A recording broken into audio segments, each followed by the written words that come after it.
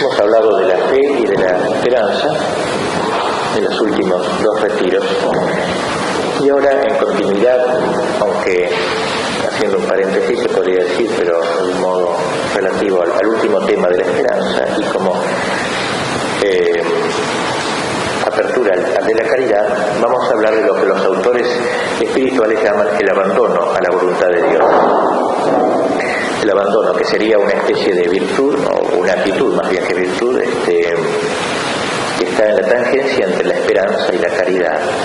El abandono, la entrega a la voluntad de Dios, que ha sido traducida por esta expresión abandono, por no pocos autores de los últimos tiempos. Vamos entonces a considerar primero los fundamentos de este santo abandono, o sea, de este ponerse en las manos de Dios, de acuerdo a sus planes sobre nosotros, y después su índole, que equivale a mostrar cómo debe ser practicado, y por último sus frutos principales. Llamamos fundamentos de este abandono en las manos de Dios aquellas verdades en que radica nuestro deber de entregarnos a Dios totalmente, y que son principalmente dos. La primera, que la voluntad divina es suprema causa de cuanto acontece en el mundo. Y la segunda, que esta voluntad es necesariamente buena. Sobre esas dos bases, pues, estos serían los dos fundamentos doctrinales de esa actitud que corresponde de nuestra parte de la mano. O sea, primero, que la voluntad divina es la causa última de todo lo que acaece, de todo lo que sucede. Y segundo, esa voluntad es buena, necesariamente buena, aunque a nosotros nos parezca el medio no siempre es bueno, no siempre atractivo. La primera de estas verdades es notoria, pero en esto del saber una cosa, siempre hay sus más y sus menos en nuestra vida. Una de las pruebas más patentes del profundo desconcierto que ha dejado en nosotros la culpa original es la enorme distancia que en nosotros suele mediar entre el conocimiento especulativo de una cosa y la convicción práctica respecto de muchos puntos. Lo que uno puede saber teóricamente y luego, frente a la aplicación de eso que sabe, el rechazo, la repugnancia. Esto es una de las cosas que ha dejado el pecado original como telón de fondo en nuestra alma. Ver claro, pero luego no aceptar las consecuencias. Y así, entre todas las verdades combatidas, podríamos decir, lo es esta en alto grado, sobre que cuanto aquí abajo sucede tiene a Dios por primera causa y suprema causa. Analicemos este primer fundamento, pues, de la actitud del abandono. No hay cristiano que dude de esta verdad. Todo lo que sucede tiene en última instancia a Dios por causa. Entre las causas segundas las hay libres, es decir, capaces de deliberar, capaces de determinarse, pero no poseen este privilegio sino porque les ha sido otorgado por la causa primera. No obran independientemente en el sentido por lo menos absoluto.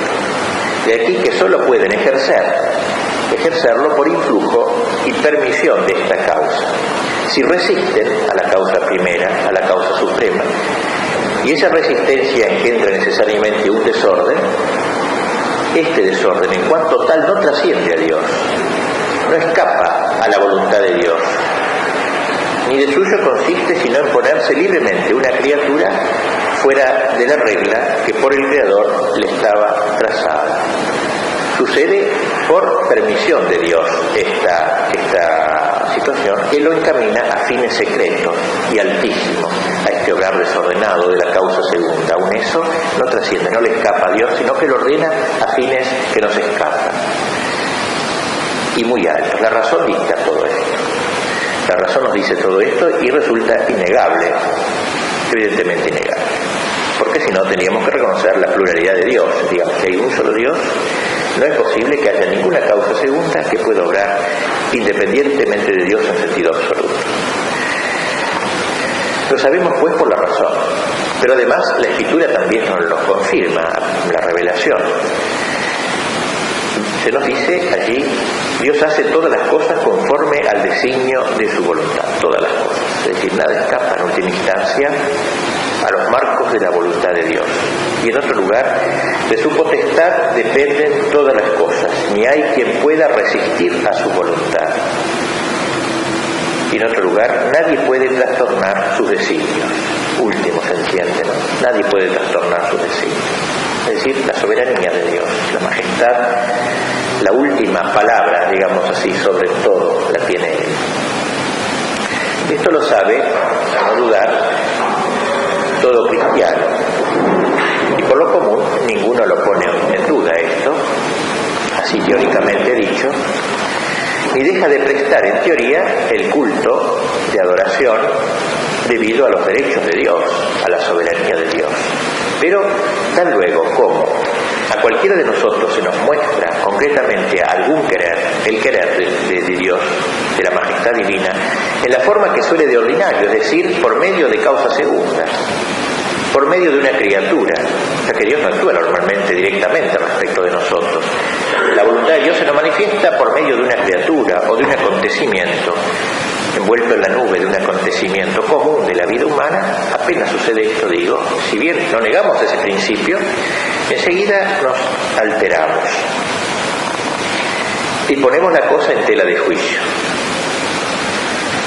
como si solo de la tierra procediese eso que me pasa y nada tuviese que ver con Dios. Pocos son los de mirada bastante limpia y ojos suficientemente perspicaces para ver detrás de ese acontecimiento, en última instancia, la voluntad suprema de Dios en todo hecho, y no poder mirar ninguna otra cosa cuando ya le han visto esa voluntad de Dios, dejando de lado un poco las causas segundas que han provocado esa situación. Pocos, por ejemplo, los que perdido por ejemplo sus bienes por alguna circunstancia, su salud o despedazada su alma por una calumnia, llegan a decir como Job: el Señor me lo dio, el Señor me lo quitó. Y no es el Señor el que se lo quitó, para Job directamente no veía a Dios que le estaba quitando las cosas. Y sin embargo él dijo esa frase, tenía ojos limpios para ver detrás de ese hecho, y más allá de las causas segundas: el Señor me lo dio, el Señor me lo quitó, lo que es de su agrado se ha hecho, bendito sea el nombre del Señor. Y así entonces, con mucha frecuencia, se produce en nuestro interior una especie de asombro que no deja de tener alguna irreverencia, por lo menos, al menos en sus primeros instantes. Instintivamente es así, a todos nos pasa, una especie de asombros irreverentes, extrañarnos, o iras injustas, cierta indignación, cierto pedir razón a Dios de por qué. En última instancia, todo eso tiene algo de injurioso respecto de Dios y hasta puede provocar alguna desesperación o disminución de la fe, si no es causa de eso, si no es, causado por ello. Es decir, que ortodoxos en teoría, sabiendo cómo son las cosas en teoría, tanto por la razón como por la revelación, nos tornamos infieles, podríamos decir, en la práctica, o por lo menos mordemos, digamos así, míseramente el freno de la verdad que nos rige y nos contiene para que no nos despeñemos. Ahora bien, de esta situación en que estamos, en esta actitud que nos encontramos frente al Dios que nos prueba a través de las causas segundas generalmente, Dios nos ha dado para nuestra mayor instrucción un ejemplo muy claro de cómo es Él el que actúa en última instancia, sea el nombre que se le dé a su actuación, orden, permisión, etcétera, ¿no? Eso es otra cosa, pero es Dios en última instancia el que actúa para ayudarnos a descubrir su voluntad en las cosas que contrarían la nuestra. Y el caso más claro de esta actuación de Dios, que innegable, es en la pasión de Cristo. Porque todos nosotros con igual fe tenemos a Dios por autor primero de aquella pasión de Cristo. Es Dios el autor primero de esa pasión de Cristo, que sin embargo no sucedió visiblemente, sino por el odio de los fariseos, por la traición de Judas, por la iniquidad de los príncipes de los sacerdotes, por la cobarde flaqueza de Pilato, por la hazaña cruel de los verdugos, y más invisiblemente por el furor de Satanás. Todas estas son causas segundas, pero esto es lo que se ve. Esto es lo que se ve, no se ve lo otro. Lo que se ve claramente es el resaltar de los actores humanos de la pasión de Cristo. Sin embargo, ninguno de nosotros va a dudar que fue voluntad del Padre que su Hijo pasara por la pasión. Todo esto, más aún debemos decir que todo esto no es solo obra de Dios, sino que es su obra maestra. Es la obra maestra que Dios soñó desde toda la eternidad. No por nada Cristo dijo en el huerto: Padre mío, si es posible, etcétera, pero no se haga lo que yo quiero, sino lo que tú. Es decir, es voluntad de Dios. Es voluntad de Dios pasar por ese trago amargo de la pasión. Es clarísimo que es el deseo de Dios. Ha permitido las causas segundas obrar inicuamente, eso es otra cosa, pero fue la voluntad de Dios, que es nuestra salvación por el dolor. Y así entonces, velando su bondad, justicia y amor, el Padre, velando ese amor inmenso que tenía su Hijo divino, al Hijo de sus entrañas, el Hijo humanado, debajo de aquel castigo tan inconmensurable como de ninguna manera merecido por la víctima, 3 veces santa, siendo causa primera de aquel prodigio de iniquidad. Causa primera o causa última, si se quiere, depende cómo se la mire, de aquel prodigio de iniquidad. En esta fe vivimos nosotros, y sin embargo se nos hace siempre de nuevo exorbitante la voluntad de Dios.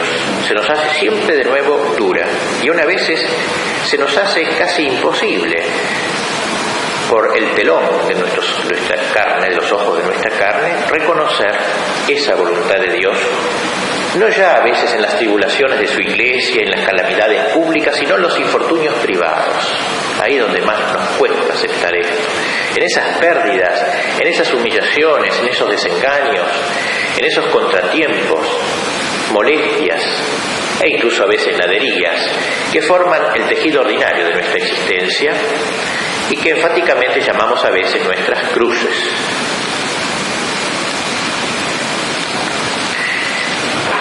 Dice verdad San Agustín al enseñarnos que nada sucede por casualidad en nuestra vida, sino que cuanto sucede contra nuestra voluntad,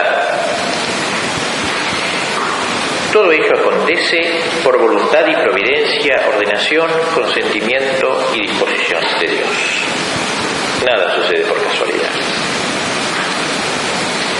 Claro, naturalmente que esto lo veremos con claridad solamente en el cielo, las causas por las cuales Dios usó tal cruz, tal otra. Eso aquí no lo podemos entender, ni hay que hacer malabarismos para entenderlo. Solo en el cielo lo veremos. En el cielo veremos la clara trama del plan de Dios para nosotros. Decíamos que este es el primer fundamento de nuestra actitud, de la que hablaremos más concretamente luego del abandono. O sea, es Dios, en última instancia, el que está en la causa primera de todo lo que nos sucede. Como segunda verdad, decíamos, en qué radica nuestro deber de abandonarnos a la voluntad de Dios, decíamos que hemos dicho que esta voluntad de Dios, junto con ser tan incontrastable y tan suprema, es buena en sí misma. Otro aspecto. No solamente es suprema, última, sino que es buena. Hay que calificarla de buena, siempre, aunque parezca al revés. Buena como bueno es Dios. Buena como bueno es Dios. Es decir, de Dios no puede salir nada que no sea bueno. Es decir, participa de la bondad ontológica de Dios, su voluntad, la bondad que tiene en sus voluntades tan extrañas para nosotros en ocasiones. Cuantas veces Dios se digna querer algo contingente, accidental, extrínseco a sí propio, no por eso la divina voluntad cambia de naturaleza, porque todo ello lo quiere de suyo para encaminarlo al sumo bien y a la felicidad absoluta, es decir, encaminarlo a Él mismo, a Dios mismo. Forzosamente de Él procede todo y todo se termina en Él. Y todo en este universal movimiento que constituye la vida temporal de las cosas tiende a ese fin último y se subordina a ese fin último. Demos a ese divino querer el nombre que nos guste. Lo podemos llamar precepto o consejo, inspiración u operación, prohibición o permisión, premio o castigo, no habremos hecho sino apellidar diversamente la idéntica fuerza divina que todas las cosas mueve, todas las cosas endereza al bien absoluto, cada cual con respectivo modo y grado, pero lo endereza todo al bien absoluto. Esto proponía San Pablo cuando decía: esta es la voluntad de Dios, a saber, vuestra santificación.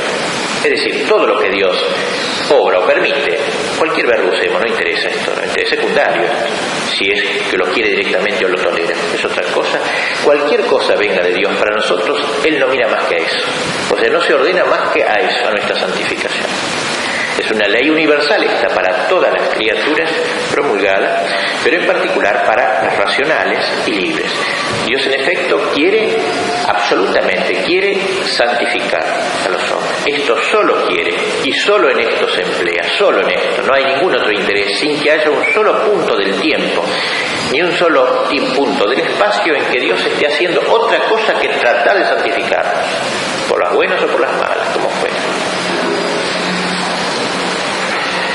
Y aquí nos pasa lo mismo que decíamos antes. Si bien podemos aceptar esto, aceptamos esto como cristianos, y podemos descubrir o aceptar esta bondad eminente del divino querer en lo relativo al contexto universal, cuando se habla de en general, como una ley general del obrar de Dios, no la descubrimos con tanta facilidad en las providencias particulares que a cada uno conciernen, siendo molde perpetuo de nuestra vida y una apretándola en él a veces Dios para purificar nuestra alma, para embellecerla y a la postre para deificarla.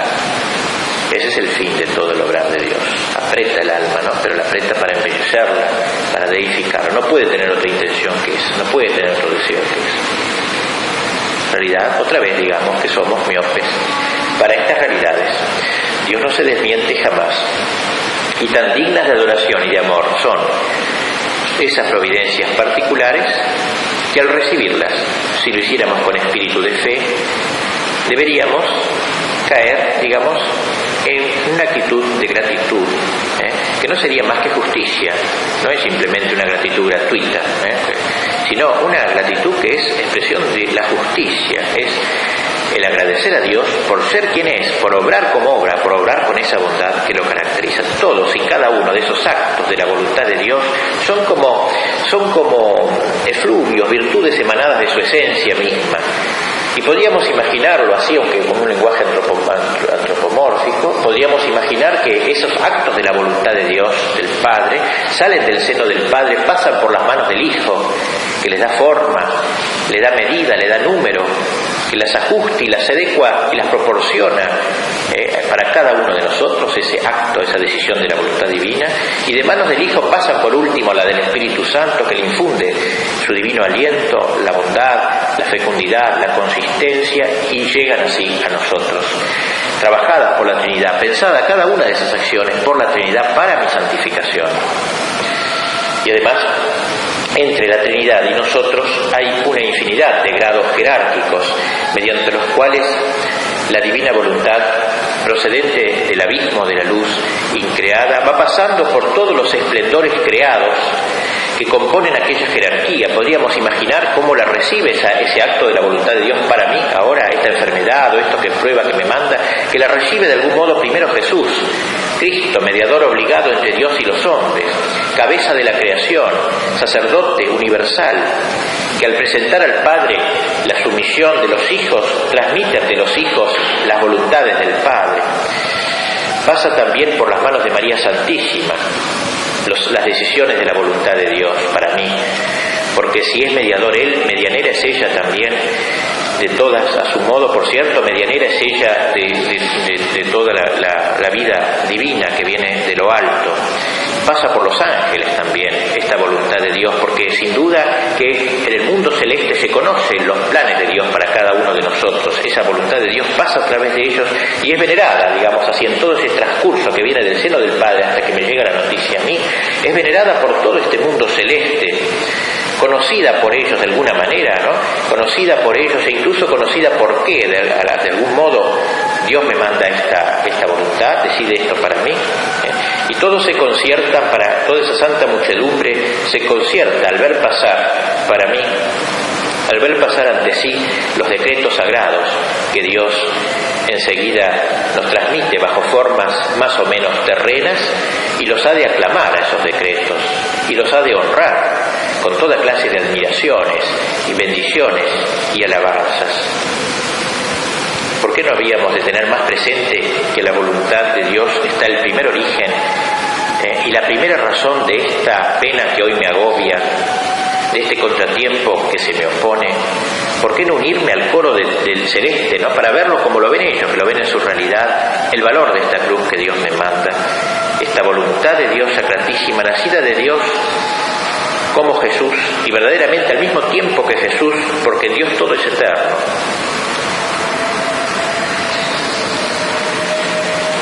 Esto lo que podemos decir, pues, de los dos fundamentos del santo abandono, fundamentos más teológicos de lo que vamos a decir ahora, de la necesidad que tenemos de abandonarnos, no solamente, como diremos enseguida, acatar esa voluntad, sino algo más. La expresión abandonarse dice algo más, como parece obvio, es una sola palabra. Así que el primer fundamento, Dios es la causa suprema de todo lo que sucede. Segundo fundamento, esa causa suprema obra con bondad, en orden a santificar, para mi bien. Todo coopera para mi bien, aunque ahora no me dé cuenta. Pues yo soy muy corto para entender estas cosas tan elevadas, tan divinas, digamos así. Pero en la meditación entonces es bueno ir a esto para corregir un poco esa mirada carnal que tenemos, que es la mirada que tiene la mayor parte de la gente, ¿no? Y aunque seamos cristianos y sacerdotes, siempre brota a flor de labio la queja, la incomprensión, ¿por qué a mí? ¿Cómo ahora? ¿Por qué precisamente esto? Etc. Veamos ahora más, visto los fundamentos de esta actitud del abandono, veamos el modo práctico en que debemos abandonarnos a la voluntad divina. De abandonarnos, decimos, y quisiera detenerme en esta palabra que es tan amada por los autores espirituales, abandonarnos a Dios, hablamos, no meramente de obedecerle. La obediencia a Dios es algo magnífico, por cierto, es la sumisión de una criatura libre a la voluntad divina, y tiene parentesco, claro, la obediencia con este hábito, con esta actitud sobre la que ahora discurrimos, pero bien considerada es distinta del abandono, por cuanto la obediencia pareciera pertenecer más bien a la virtud cardinal de la justicia, o sea, dar a Dios lo que le corresponde, darle mi sumisión de mi voluntad. En cambio, el abandono, como dijimos al comienzo, el abandono a Dios más bien parece pertenecer a las virtudes teologales, es más cercana a las virtudes teologales, decíamos, como una tangencia entre la esperanza y la caridad. Es un acto de la esperanza, porque me abandono porque espero, pero también de la caridad, como veremos luego. El abandono está, digamos, impregnado de caridad, de alguna forma.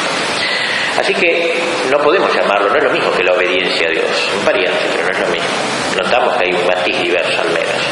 Asimismo, no le llamamos resignación, resignarse a la voluntad de Dios. No le llamamos así, por más que esta resignación implique también acatamiento a la voluntad divina. Pero supone, la palabrita misma, resignación, ¿no? Supone un sometimiento que tiene algo de forzoso, podríamos decir, resignarse, ¿no? Me resigno, como ya que me vino, ¿qué le voy a hacer? O sea, tiene algo, parecería, aunque es algo noble también la resignación, no es que sea mala, pero parecería tener una cierta cuota de algo forzoso o de tardío también, ¿no? O sea, me vino la prueba, bueno, ahora me resigno, algo tardío. Es un segundo paso, después de rebelarme, o por lo menos, digamos, esos gestos primarios de rebelión que pueden brotar aún inconscientemente, me resigno. Tampoco es lo mismo que la aceptación de la voluntad de Dios. Tampoco, pues esto de aceptar el hombre, aceptar la voluntad de Dios, por muy continua y humildemente que lo haga, parece algo así como tratar de potencia a potencia con Dios. Bueno, acepto tu voluntad. Yo, esta potencia que soy yo, acepto tu voluntad. Como de potencia a potencia. Y no someterse a la voluntad de Dios, sino previo examen de su legítima soberanía. Bueno, tienes poder, hago todo un análisis, bueno, acepto ahora lo que me das. Y por eso esta palabra abandono tiene algo, como todos creo que sin mucha investigación comprendemos, algo muy propio, algo muy específico. Para expresar adecuadamente el concepto pleno de esta actitud que ahora tratamos, la palabra mejor es abandono, abandonarse, santo abandono. Por cuanto, efectivamente, el acto significado por esta palabra constituye término propio, natural y supremo del amor. Del amor. Solo se abandona el que ama. Ser todo del amado. Abandonarse, despojarse. Ser todo del amado. Esta es el ansia viva, el móvil íntimo, la tendencia necesaria del verdadero amante. Ser todo del amado, es decir, renunciar totalmente el amante a la propiedad de sí mismo. Abandonarse. El abandonarse dice algo respecto de mí, respecto de Dios, ¿no? Me abandono a mí y me abandono en Dios, podríamos decir. O sea, pero en este primer acto inicial de enajenarme, olvidarme un poco de mí. Como veremos luego cómo hace el chiquito en brazo de su madre. Enajenarse, despojarse de sí, como la esposa del cantar. O como dicen los místicos en un término que puede parecernos cursi quizás en una primera instancia, pero el contexto que lo dicen no lo es para nada, derretirse, dicen ellos, derretirse en el amado. Y por consiguiente algo así como el líquido, ¿no? Que adaptarse a él, como todo líquido se adapta a la forma del vaso que lo contiene. Derretirse en ese sentido, disolverse uno a sí mismo, esta especie de consistencia que soy frente a Dios, de potencia, me derrito, me meto en el vaso divino, me dejo moldear en ese vaso divino, tomo la forma de la voluntad de Dios. Y eso en efecto sucede a toda alma enamorada de Dios. Dice San Francisco de Sales, hablando de este tema, no que la suya muera, habla de su voluntad propia, la voluntad del hombre, no que la suya muera, pues la humana voluntad es tan inmortal como el alma misma a quien pertenece. O sea, no puede uno morir a su propia voluntad, porque la voluntad participa de la eternidad, de la inmortalidad del alma, ¿no? Sino que traspasa los límites de la vida puramente humana para no vivir ya sino en la voluntad de Dios. Y entonces ya nada sabe, ni desea, ni quiere desear sino entregarse sin tasa ni medida al querer de la divina providencia y no dar ya de sí propia muestra alguna, sino esconderse totalmente con Jesucristo en Dios, en quien vive, ya no ella, sino la voluntad de Dios en ella. Así pues, entonces, de este abandono a Dios cabe decir que es como la Pascua del alma. Es decir, el éxodo del alma. Pascua quiere decir eso, el salir de sí. Inmolación por un lado, consumación por otro. Mirándome a mí sería una inmolación, ¿no? Pero mirando el término es la consumación del amor. Y aquí se debe tener ante todo presente, por ser punto de gran importancia, que Dios, y solo Dios, es el objeto directo de nuestra voluntad. Solo Dios. Como ya lo hemos dicho, por el mero hecho de ser voluntad de Dios, todo cuanto quiere Dios es bueno. Aquellos efectos, por tanto, de la divina voluntad que llamamos providencias particulares, por cuanto se refieren a tal o cual punto determinado o persona específica, son tan inseparables de la providencia general como ésta lo es de su divina esencia, y por consiguiente son buenos. Sin embargo, el total rendimiento del que hablamos, la total entrega del que hablamos, ¿no? La total aceptación de que hablamos, no ha de recaer precisamente en primer término sobre las cosas que Dios quiere en general o en particular. No ha de recaer tanto, qué sé yo, en la enfermedad que Dios permite que yo tenga ahora, en eso. Pues estas cosas pueden ser en sí amargas y duras de sufrir. Yo no es tanto que acepto la enfermedad, lo acepto a Dios. A Dios lo acepto. Acepto la voluntad de Dios, no tanto que acepto la enfermedad. Ahora, en segundo lugar, acepto la enfermedad. O sea, en primer lugar debe recaer en la voluntad de Dios, más que en la cosa que Dios me manda, que puede ser amarga y dura. Pues Dios no es jamás duro ni amargo. De consiguiente, a Él y solo a Él hemos de rendirnos y entregarnos a todo lo que de nosotros quiera. Y vamos entonces a esa comparación sobre la que luego volveré, que la usan tanto los autores espirituales, y es la del niño, la actitud de la infancia espiritual. El abandono tiene que ver, parecería, con la infancia. El niño entregado en brazos de su madre, el niñito recién nacido en brazos de su madre, ¿no? Lo está a todos los movimientos que su madre haga con él en brazos. A todos los movimientos que haga su madre, a lo que su madre resuelva. Si el chiquito, el nenito que está en brazos de su madre, previese algunos de esos movimientos de su madre, por ejemplo, saltar una zanja, por ejemplo, bajar por un despeñadero peligroso, por ejemplo, echarse al lado en un río en caso de emergencia, la madre, seguramente el chico se asustaría. Pero él va en brazos de su madre, él no piensa en el río que va cruzando, él está en brazos de su madre, en última instancia, y esta jamás lo asusta. Pues bien, frente a Dios, nosotros somos niños pequeños y estamos en brazos de Dios en última instancia. Y esta no es una comparación, digamos así, inventada, sino que está en la misma Escritura, cuando dice Dios: si tu madre se olvidare de ti, yo no me olvidaré de ti. Es decir, Dios ha querido compararse con un padre, sí, pero también con una madre, para abarcar, digamos, toda la posibilidad de afecto que el corazón humano es capaz de dar y de transmitir. Dios ha querido asumirlo. Y en ese sentido, entonces, la niñez espiritual, esa infancia espiritual, que puede ir unida y debe ir unida con una adultez en el orden humano, pero que en el orden sobrenatural siempre debe ser, no debemos salir de esos brazos de Dios. Y por tanto, en las pruebas, mirarlo a Él solo, más que mirar la prueba.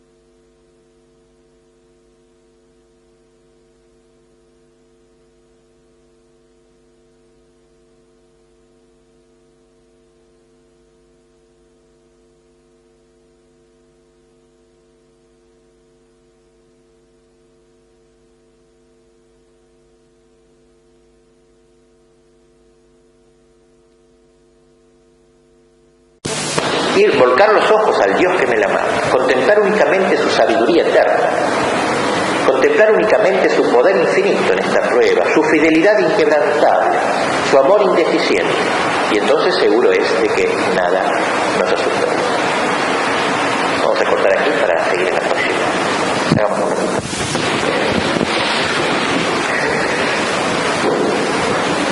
Estábamos viendo cómo Dios es libre de trazarnos vías ordinarias o vías extraordinarias, exigirnos grandes sacrificios, y de todos modos jamás alcanzaremos el porqué de cuánto con nosotros hiciere. Lo que interesa es entregarse absolutamente a Dios, confesando así su total soberanía. Bien lo vio así Bossuet cuando, poniéndose ante la presencia de Dios, como él dice, durante una de aquellas horas profundas en que todo cesa y calla, y mirándose a sí mismo en el espejo espléndido de San Agustín, dice, se echa a buscar algo que en el hombre sea perfectamente uno, algún acto que exprese esta unidad, compendiando por un lado, ese acto es cabalmente el de abandonarse el hombre a Dios.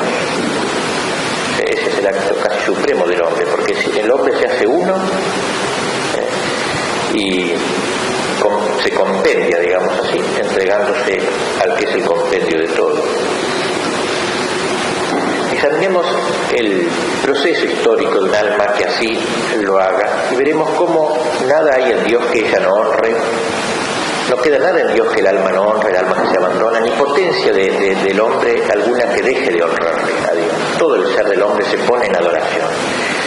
Dios tiene trazado camino a la vida de esa alma, sabe el término especial que ha de proseguir, la belleza propia que ha de valorarla, el lugar que le espera en la gloria. Dios sabe eso, sabe cuál nota sea cada uno de nosotros en el concierto universal, y la vía que ha de recorrer, y las pruebas, y las vicisitudes, hasta acrisolarse, hasta llegar al fin que le está predestinado. Todo esto sabe Dios, y a este término final de aquella alma endereza la providencia de Dios los innumerables hilos de su respectiva trama, pendientes de sus manos todopoderosas, que de ellos dispone, y en la cual todo es luz, sabiduría, bondad, amor y salvación. El alma, por su parte, no tiene otra cosa que creer, esperar y ser dócil, y ella lo sabe.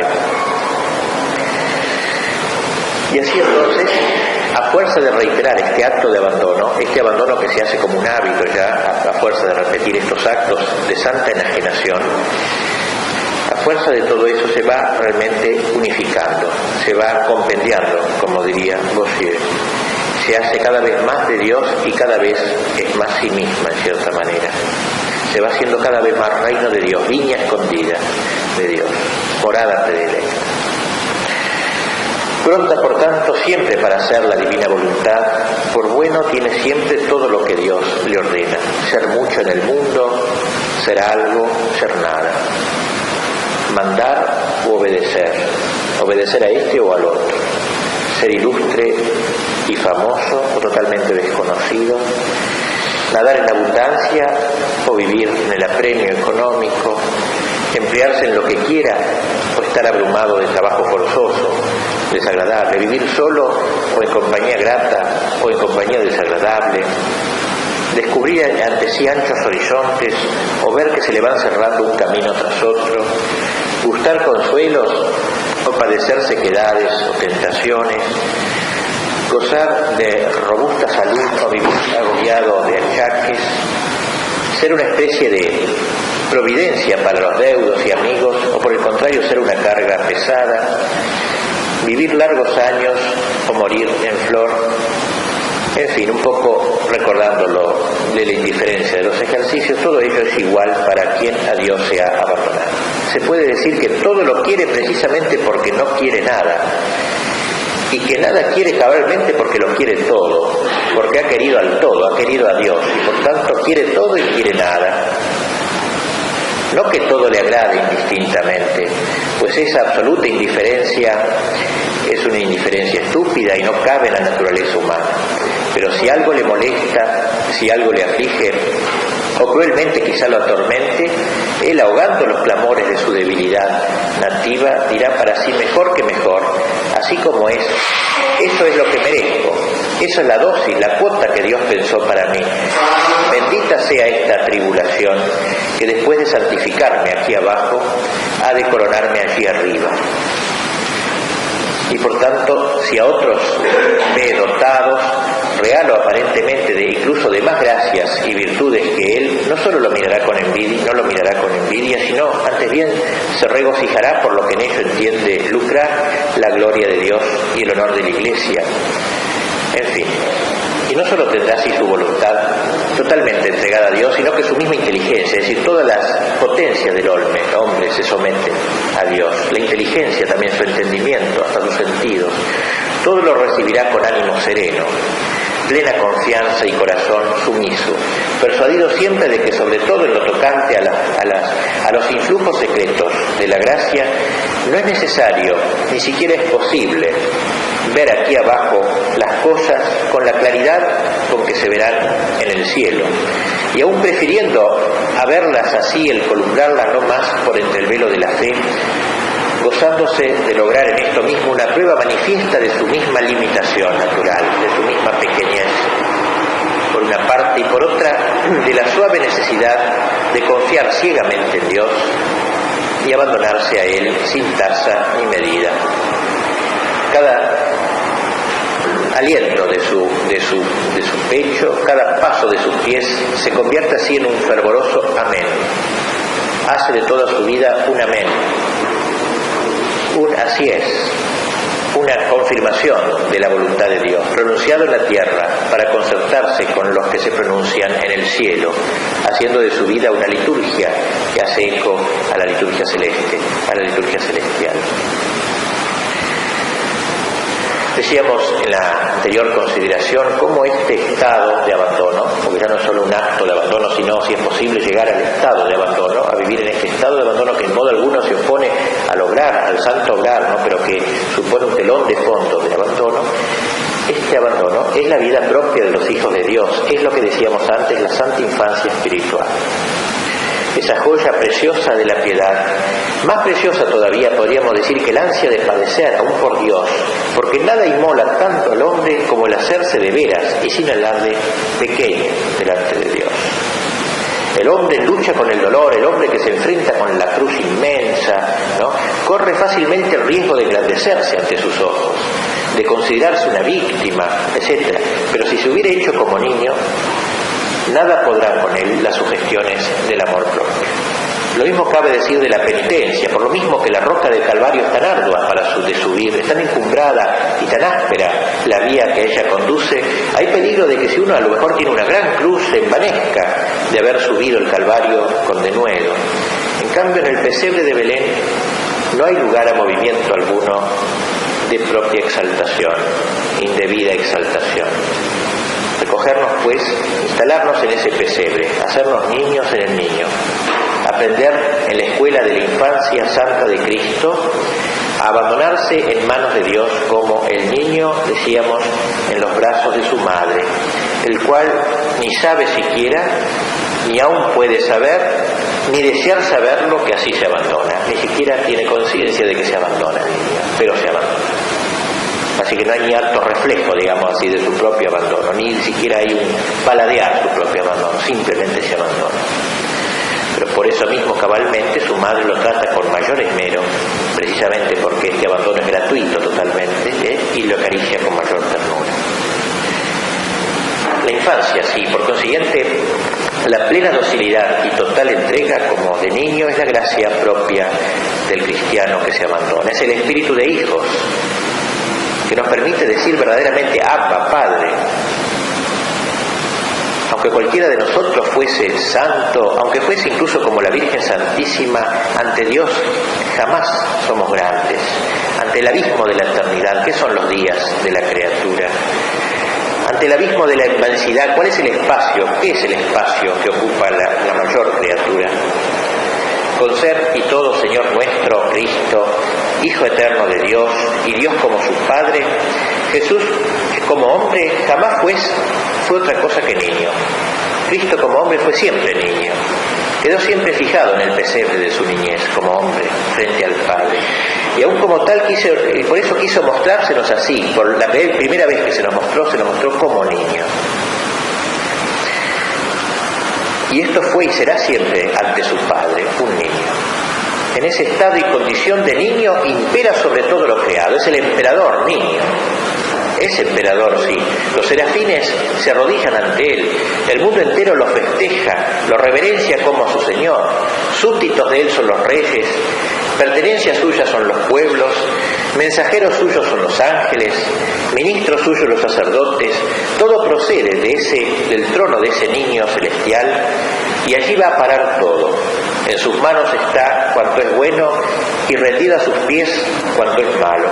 Allí, en fin, reina como Dios, y sin embargo niño, como hombre niño, y nada más que niño es en cuanto hombre. Niño de un día, niño de una hora, que de suyo no tiene pensamiento, palabra, movimiento ni vida. Niño pequeñito, escondido en el regazo del Padre, escondido en las entrañas, llevado en los brazos de su Padre, haciendo siempre la voluntad, abandonado totalmente a la divinidad, que es para él Padre y Madre. Tal es el modelo de las almas entregadas a Dios. Veamos ahora, finalmente, los frutos de este santo abandono. Y podríamos decir que esta actitud, este hábito o situación de abandono, de santo abandono, trae tres grandes frutos al alma: la libertad, la paz y la alegría. La libertad ante todo, este bien tan codiciado, tan precioso, uno de los que Cristo más exaltó al venir a la tierra, ya que Él nos dijo: la verdad os hará libres, y Él es la verdad os hará libres, libres seréis y el Hijo os da la libertad. Es decir, si sois como Jesús, verdaderos hijos del Padre. ¿Y cómo lo seremos de veras hijos del Padre? Poniéndonos, como decíamos, totalmente en manos de Dios, echándonos en sus brazos como el niño pequeñito de su madre. Pues como dice Bossier, si algo hay capaz de hacer libre a un alma y granjearle holgura, es el entregarse totalmente a Dios y a la divina voluntad. Eso es lo que lo hace libre al hombre, su capacidad de abandono. Eso es lo que le da holgura, dice Bossier, amplitud, esponjamiento, dilatación del corazón. Por eso, los santos que han vivido este espíritu de abandono, esta filiación divina, se han tomado grandes libertades, porque eran libres. Causa asombro y una extrañeza las libertades que se toman los verdaderos hijos de Dios. Increíbles parecerían las hazañas que acometen, los sentimientos que abrigan y aun los gozos a que se entregan. Y se hacen precisamente inaccesibles a los escrúpulos. Los escrúpulos es lo contrario de todo este abandono, frente a los cuales escrúpulos, como dicen los autores espirituales, el único remedio heroico es abandonarse en manos de Dios. Borremos en un alma el amor propio, los respetos humanos, el qué dirán. En otros términos, hagamos porque esa alma se entregue totalmente a Dios, y entonces no solamente nada podrá ya ser de rémora en las vías divinas, sino que por el contrario todo le será aguijón, será libre, volará verdaderamente. Los santos, pues, que fueron tan plenamente libres, fueron muy criticados mientras obraban muchas veces, motejados de loca temeridad en otras ocasiones, porque los que no se abandonan a Dios no comprenden esta santa libertad, esta santa temeridad de los hijos de Dios. Es un insensato, es un fanático, es un visionario, porque es libre, porque se ha abandonado precisamente, ha cortado amarras, nada lo detiene. Solo tiene un Señor, el Señor. Querer lo que Dios quiere es lograr fortaleza suma. Y no querer sino eso es lograr libertad plena. Ser libre y fuerte es ser apto para todo.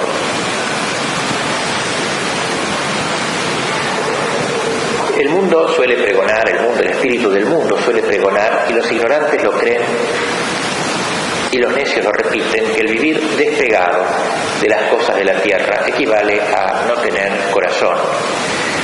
Esto es falso, y aún no sería difícil demostrar que nadie posee corazón tan delicado como quien tiene su voluntad en esta perfecta indiferencia, que podría decir San Ignacio, pues cabalmente este deshacimiento, este desapego de todo lo terrenal, infunde en el alma, en las almas, delicadeza de afectos, lozanía de espíritu, vigor, sencillez e ingenuidad, que ni aún sospechan los que no lo han experimentado. Por eso esta alma libre, esta alma abandonada y libre, a esta alma ¿qué cosa le puede traer escrúpulos? El escrúpulo es propiamente falta de libertad, falta de abandono. Claro, no quiere decir eso, por cierto, que debemos entreabrir las puertas de nuestra alma a la licencia, por supuesto, ni inspirar seguridades prematuras o imprudentes, sino solo dejar bien asentada esta verdad tan consoladora para los cristianos como honrosa para la Iglesia y gloriosa para Cristo, a saber que la vida del cielo tiene ciertos comienzos en la tierra, y que cuanto más un alma crece en santidad, tanto más se acrecienta su libertad. Y así tiene que ser, porque en la hora y en el momento de hacerse esa alma como un niño, gana derecho a libertades que solo en un niño están bien, y que no lo estarían ni pudieran estarlo en un hombre maduro. El niño se permite muchas libertades. La virtud consumada restituye a las almas el ser de las prerrogativas de la inocencia.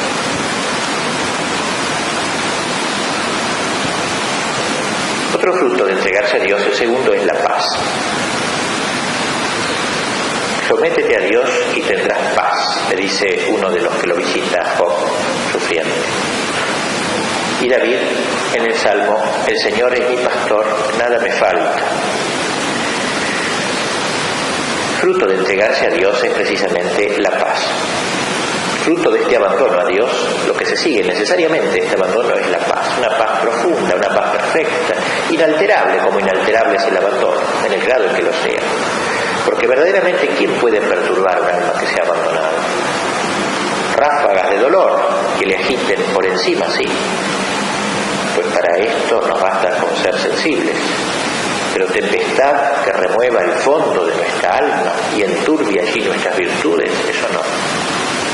Por experiencia sabemos que lo que para uno es intolerable cruz, es para otros apenas leve carga. ¿De qué procede esta diferencia? De que unos acomodan bien su voluntad al peso que ha de oprimirlos, mientras otros no saben hallar postura ni modo para cargar esa cruz, para llevar bien esa cruz.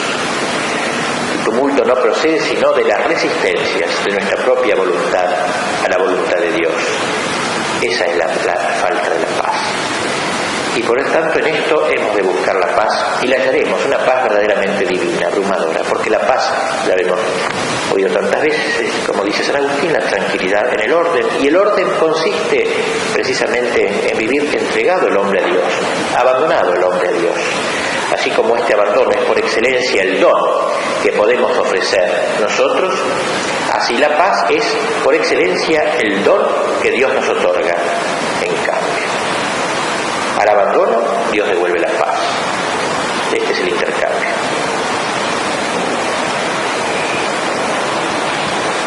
El tercer fruto, el último fruto de esta actitud del abandono es la alegría, el gozo espiritual.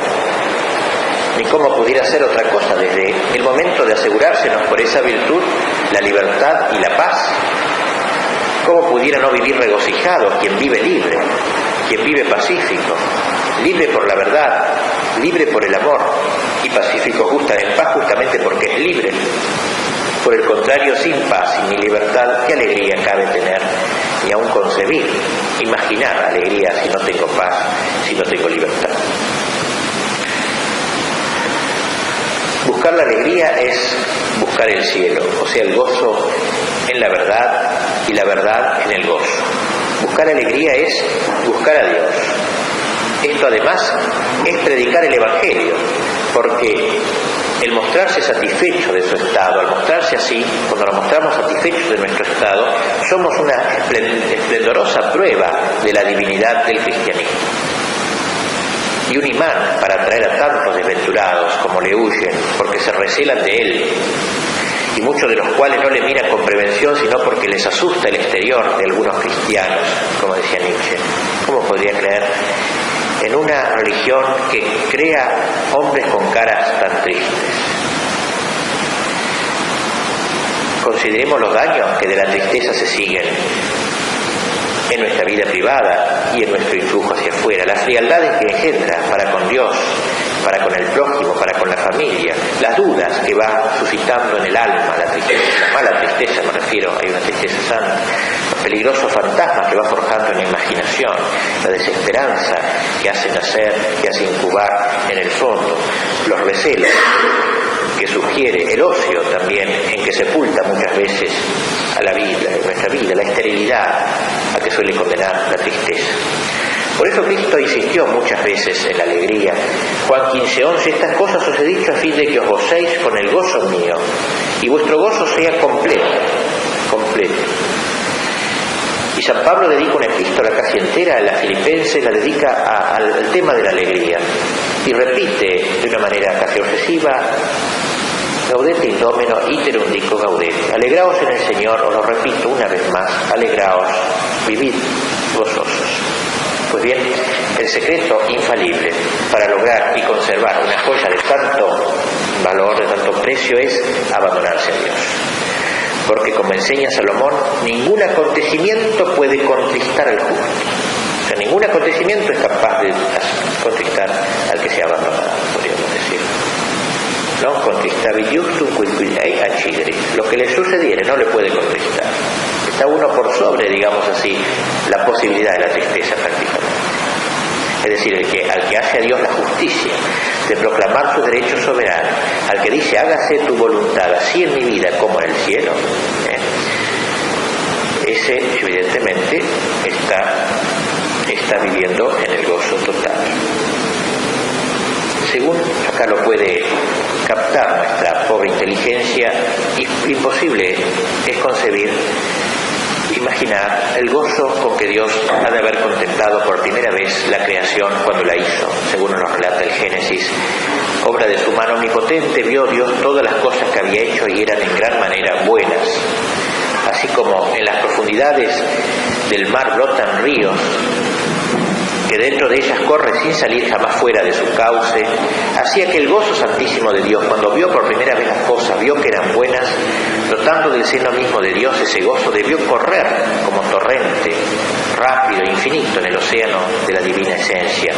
Pues bien, de análogo modo, en cuanto cabe, se difunde gozo incomprensible en el alma que se entrega a Dios, vio que es bueno, vemos que es bueno, como quiera que por este mero hecho adhiere con amor a todo lo que Dios determina y ordena, complaciéndose en todo lo que al divino querer place.